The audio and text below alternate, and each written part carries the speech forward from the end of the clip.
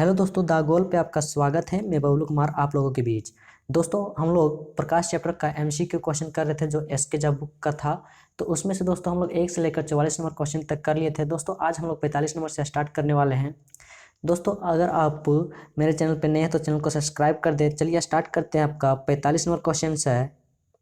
दोस्तों यहाँ 45 number question है, किस लेंस का उपयोग निकट दृष्टि दोष यानी मायोपिया से पीड़ित लोगों द्वारा किया जा सकता है। यानी कि दोस्तों यहाँ निकट दृष्टि दोष को दूर करने के लिए किस लेंस का हम लोग उपयोग करते हैं। तो दोस्तों इसका राइट आंसर हो जाएगा आपका अवतल लेंस का उपयोग। तो दोस्तों इसमें आंसर हो जाएगा आपका ऑप्शन नंबर सी, इसका राइट आंसर हो जाएगा अवतल लेंस। चलिए दोस्तों आते हैं नेक्स्ट क्वेश्चन की ओर। दोस्तों आपका एक विकार जिसमें एक व्यक्ति दूर की वस्तु को स्पष्ट रूप से नहीं देख सकता है उसे कहा जाता है।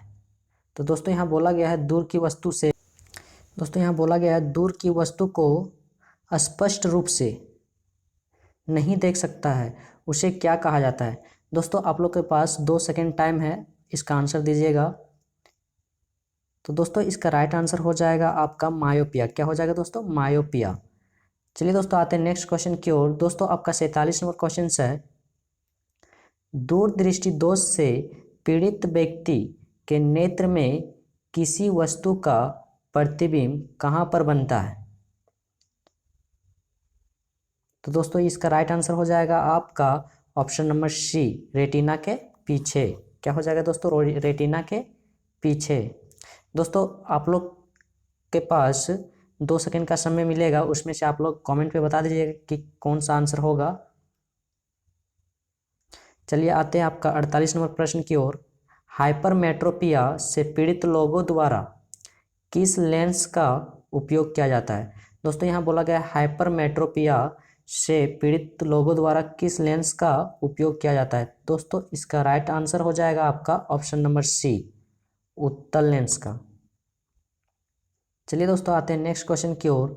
दोस्तों आपका 49 नंबर क्वेश्चन है, 2 फोकस दूरियों वाले लेंस का उपयोग खाली जगह से पीड़ित व्यक्तियों द्वारा किया जाता है। दोस्तों यहाँ पर बोला गया है 2 फोकस दूरियों वाले लेंस का उपयोग किससे पीड़ित व्यक्तियों द्वारा किया जाता है। दोस्तों इसका राइट आंसर हो जाएगा आपका ऑप्शन नंबर ए। और दोस्तों ऑप्शन नंबर ए में है आपका मायोपिया और हाइपरमेट्रोपिया। चलिए दोस्तों आते हैं नेक्स्ट प्रश्न की ओर। दोस्तों आपका अगला प्रश्न है, 50 नंबर प्रश्न है, रोशनी के लिए साधारण बल्ब की जगह एलईडी और CFL इसकी वजह से ले रहे हैं। तो दोस्तों इसका राइट आंसर हो जाएगा आपका ऑप्शन नंबर ए, ऊर्जा दक्षता यानी ऊर्जा को बचाने के लिए इसका उपयोग कर रहे हैं एलईडी बल्ब और CFL का। चलिए दोस्तों आते हैं अगले प्रश्न की ओर।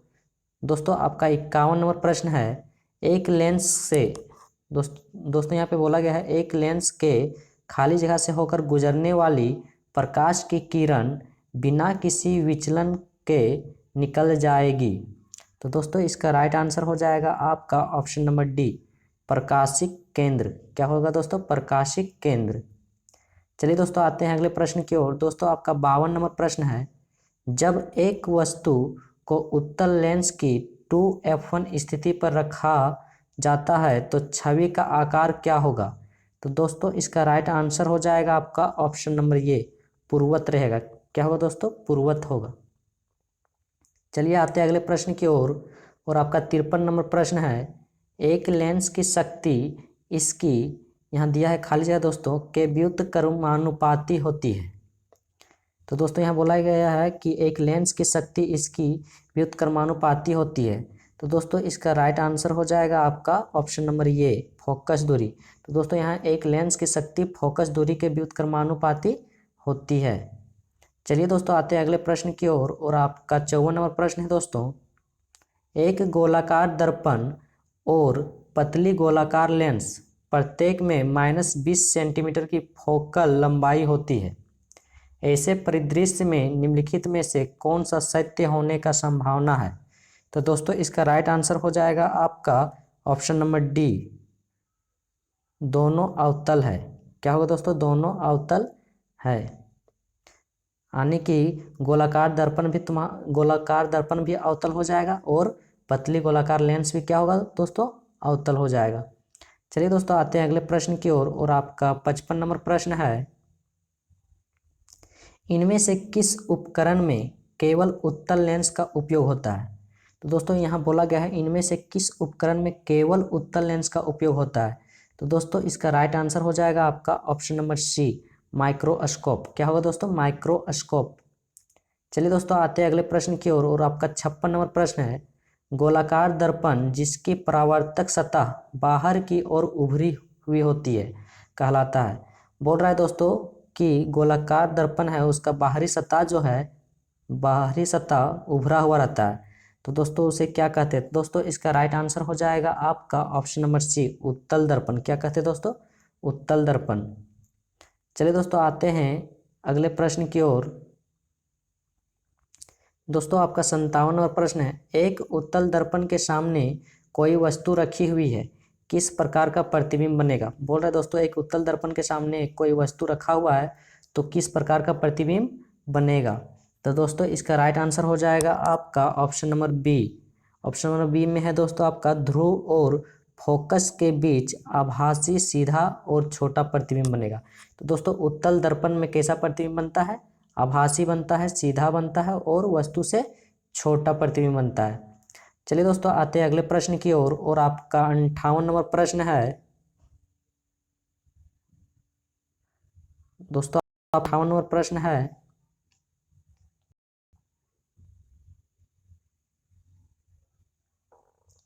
थिएटर में 3D फिल्में देखते समय हमें विशेष चश्मे पहनने होते हैं क्योंकि।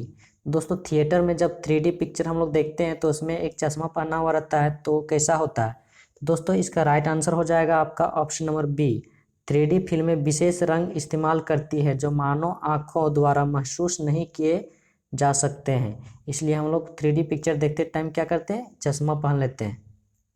चलिए दोस्तों आते हैं अगले प्रश्न की ओर। दोस्तों आपका 59 नंबर प्रश्न है, पेरिस्कोप में निम्न में से किसका उपयोग किया जाता है। दोस्तों पेरिस्कोप में किसका उपयोग किया जाता है। तो दोस्तों इसका राइट आंसर हो जाएगा आपका ऑप्शन नंबर ये, साधारण शीशा का।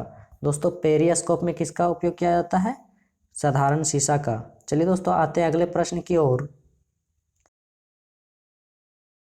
60 नंबर प्रश्न है, इनमें से किसमें ऑप्टिकल लेंस नहीं होता है। दोस्तों यहाँ बोला गया है इनमें से किसमें ऑप्टिकल लेंस नहीं होता है। तो दोस्तों इसका राइट आंसर हो जाएगा आपका ऑप्शन नंबर डी, स्टेथोस्कोप में। किसमें दोस्तों, स्टेथोस्कोप में जो है ऑप्टिकल लेंस नहीं होता है। चलिए दोस्तों आते हैं अगले प्रश्न की ओर। दोस्तों आपका अगला प्रश्न है, जल की बूंदों से होकर इंद्रधनुष बनता है। तो दोस्तों जल की बूंदों से होकर, यहाँ खाली जगह दिया हुआ है, इंद्रधनुष बनता है। तो दोस्तों इसका राइट आंसर हो जाएगा आपका ऑप्शन नंबर सी, प्रकाश का प्रतिबिंब एवं अपवर्तन के कारण। चलिए दोस्तों आते हैं अगले प्रश्न की ओर और आपका 62 नंबर प्रश्न है, श्वेत प्रकाश के 7 रंगों में से कौन सा रंग कांच के प्रिज्म द्वारा प्रकाश के परिक्षेपण के बाद सबसे कम विचलित होता है। तो दोस्तों इसका राइट आंसर हो जाएगा आपका ऑप्शन नंबर सी, लाल। तो दोस्तों यहाँ श्वेत प्रकाश का जब 7 रंग किसी प्रिज्म से होकर गुजरता है तो लाल रंग जो है बहुत कम विचलित होता है क्योंकि इसका तरंगदैर्घ्य अधिक होता है। दोस्तों लाल रंग का तरंगदैर्घ्य सबसे अधिक होता है और बैंगनी रंग का तरंगदैर्घ्य सबसे कम होता है। चलिए दोस्तों आते हैं अगले प्रश्न की ओर। दोस्तों आपका अगला प्रश्न है 63 नंबर प्रश्न है दोस्तों, वास्तविक सूर्योदय से 2 मिनट पहले सूर्य दिखना और वास्तविक सूर्यास्त से 2 मिनट बाद सूर्य दिखने के कारण के लिए जिसे जिम्मेदार ठहराया जा सकता है। तो दोस्तों इसका राइट आंसर हो जाएगा आपका ऑप्शन नंबर डी, दोस्तों वायुमंडलीय अपवर्तन के कारण। किसके कारण दोस्तों, वायुमंडलीय अपवर्तन के कारण सूर्यास्त के 2 मिनट बाद भी दिखता है और सूर्य उदय होने से 2 मिनट पहले भी। चलिए दोस्तों आते हैं अगले प्रश्न की ओर। दोस्तों आपका 64 नंबर प्रश्न है, गली की पीली लाइट में किसका उपयोग किया जाता है। दोस्तों यहाँ बोला गया है गली की पीली लाइट में किसका उपयोग किया जाता है। दोस्तों इसका राइट आंसर हो जाएगा आपका ऑप्शन नंबर डी, सोडियम का। किसका उपयोग किया जाता है दोस्तों, सोडियम का। चलिए दोस्तों आते हैं अगले प्रश्न की ओर। दोस्तों आपका अगला प्रश्न 65 नंबर है, प्रकाश सबसे अधिक गति से किस में यात्रा करता है। दोस्तों यहाँ प्रकाश सबसे अधिक गति में किस में यात्रा करता है। तो दोस्तों इसका राइट आंसर हो जाएगा आपका ऑप्शन नंबर ए, निर्वात में। किस में दोस्तों? निर्वात में। चलिए आते हैं अगले प्रश्न की ओर। दोस्तों आपका 66 नंबर प्रश्न है, प्रिज्म क्या करता है। दोस्तों प्रिज्म जो है क्या करता है। तो दोस्तों इसका राइट आंसर हो जाएगा आपका ऑप्शन नंबर सी, यह ऑप्शन नंबर सी हो जाएगा दोस्तों इसका राइट आंसर। यह उसके जरिए गुजर रहे प्रकाश को तितर बितर करता है। चलिए दोस्तों आते हैं अगले प्रश्न की ओर और आपका 67 नंबर प्रश्न है, ऐसी वस्तुएं जो खुद प्रकाश उत्पन्न नहीं करती है उन्हें क्या कहा जाता है। तो दोस्तों ऐसी वस्तुएं जो प्रकाश उत्पन्न नहीं करती उन्हें क्या कहते हैं। तो दोस्तों उन्हें हम लोग कहते हैं अप्रदीप्त वस्तुएं। क्या कहते हैं दोस्तों? अप्रदीप्त वस्तुएं। ऑप्शन नंबर सी इसका राइट आंसर हो जाएगा। चलिए दोस्तों आते हैं अगले प्रश्न की ओर और दोस्तों आपका 68 नंबर प्रश्न है, किसी पदार्थ का अपवर्तनांक हवा में प्रकाश की चाल से किस प्रकार संबंधित होता है। तो दोस्तों इसका राइट आंसर हो जाएगा आपका ऑप्शन नंबर डी। दोस्तों ऑप्शन नंबर डी में है आपका अपवर्तनांक बराबर हवा में प्रकाश की चाल बट्टा पदार्थ में प्रकाश की चाल। चलिए दोस्तों आते हैं अगले प्रश्न की ओर और दोस्तों आपका 59 नंबर प्रश्न है, किसी माध्यम के प्रकाश को परावर्तित करने की क्षमता को इसके किसमें व्यक्त किया जा सकता है। तो दोस्तों इसका राइट आंसर हो जाएगा आपका ऑप्शन नंबर बी, प्रकाश घनत्व में। किसमें दोस्तों? प्रकाश घनत्व में। दोस्तों आपका अगला प्रश्न है 70 नंबर प्रश्न है, जब प्रकाश विरल माध्यम से सघन माध्यम में प्रवेश करता है तो होता है। तो दोस्तों जब प्रकाश जो है विरल माध्यम से सघन माध्यम में प्रवेश करता है तो क्या होता है। दोस्तों इसका राइट आंसर हो जाएगा आपका ऑप्शन नंबर सी, इसकी गति कम हो जाती है। क्या होता है दोस्तों? इसकी गति जो है कम हो जाती है। चलिए दोस्तों आते हैं अगले प्रश्न की ओर। दोस्तों आपका अगला प्रश्न है, एक माध्यम जिसका अपवर्तन सूचांक 1.5 है में प्रकाश की गति है। तो दोस्तों जिसका अपवर्तन सूचांक कितना है? 1.5 है। तो इसमें प्रकाश की गति बराबर क्या होगा। तो दोस्तों इसका राइट आंसर हो जाएगा आपका option number B. Option number B में है दोस्तों 2.0 × 10⁸ मीटर प्रति सेकेंड। दोस्तों क्वेश्चन अधिक होने के कारण हम लोग इससे आगे अगले वीडियो में करेंगे। चलिए मिलते हैं अगले वीडियो पे, तब तक के लिए बाय बाय।